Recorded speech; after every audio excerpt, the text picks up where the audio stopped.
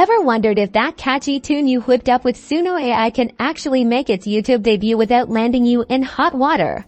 Let's find out. First things first, dive into Suno AI's terms of service specifically. Look for details about commercial use and ownership of the music you generate. Usually the music you create is fully owned by you and is free for commercial use, but there are some caveats. Next, head over to YouTube's copyright guidelines. Familiarize yourself with what constitutes copyright infringement on their platform and the potential consequences, like content strikes or removal.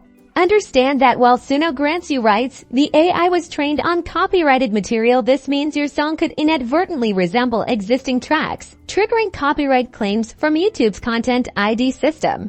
Before uploading, use tools like YouTube Studio's Copyright Match tool, if available, to check if your song has similarities to other music on the platform. Actively managing your copyright claims will keep your channel in good standing.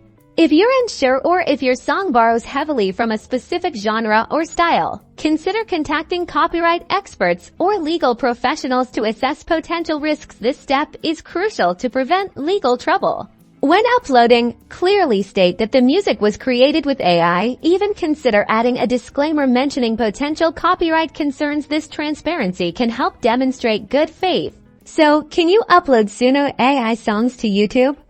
Yes, but with careful consideration. By understanding usage rights, navigating copyright complexities, and taking proactive measures, you can share your AI-generated music within legal boundaries. Don't forget to like and subscribe for more AI tips. #Sunaway, #YouTube Music.